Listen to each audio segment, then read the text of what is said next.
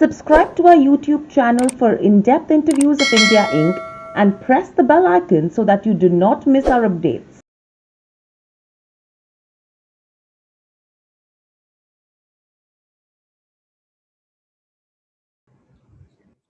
Hello and welcome to Nirmal, ladies and gentlemen. I'm Hiral Dadia. We have with us Kunal Shah, head of Commodities Research, joining in. Kunal, welcome to the show. Let's start overall with regards to where the dollar index is concerned. All eyes are on the FOMC meet. And with that, what's the view that you're expecting? Okay, now all eyes, like you rightly pointed out, today's webinar is going to be very important. I'm going to discuss the what are the possible outcomes and how the markets will react. So before I start the webinar, my suggestion to all everyone who are attending is that today is a big event, and major gap up or major gap down opening can take place. So if a client is not having an appetite, I would recommend not to carry forward the position and wait for tomorrow, and then we can start trading as per what comes in the meeting. So my recommendation, if somebody doesn't have the risk appetite to see a major gap up or gap down, they should not trade such events, or they should build a position in options where the relatively loss is going to be lesser.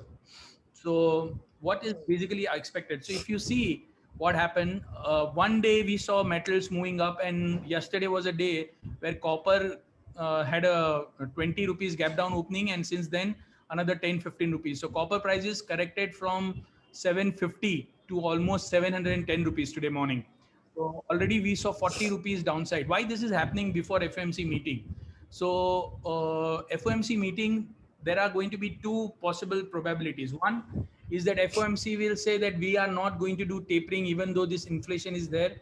This inflation seems to be short term in nature. So in that scenario, again the dollar index will weaken and some bounce back will be witnessed in all commodities. So that is number one scenario. Another scenario is FOMC will say that inflation now is a concern for many of the members, and hence in coming months we will do tapering of bond purchase. What is tapering of bond purchase program? Every month Federal Reserve is buying $120 billion of bonds, and they are buying on their own balance sheet. So if they say that we are going to reduce this amount, this amount is causing inflation, then we will see another gap down opening in everything. May it be gold, may it be silver, may it be metals. Oil is exception right now because of no clarity on Iran deal, but everything will see a major gap down opening. So now you will ask me, sir, what to do? So my sense is that China has announced today that they are going to release stockpiles from their reserves.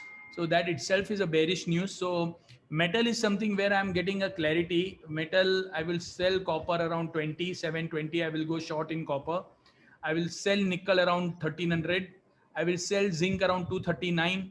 This is something where I'm clear. So even if Federal Reserve says that no tapering, then too metals will not shoot up the way other commodity or gold or silver can shoot up.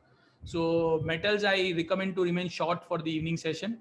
Another 1-2 rupees upside in copper, and you should short. And I'm expecting the way China has said today, we are going to see some more selling in evening session. Now, most important, gold and silver. So my fundamental view is not change anymore because of what has happened. But if Federal Reserve says that we are going to cut the bond purchase program, then I think we are going to see some more strength in US dollar, and hence gold and silver can correct. So I would still recommend, even though my long term view remains positive, do not enter in short term long trades, or don't carry forward the position.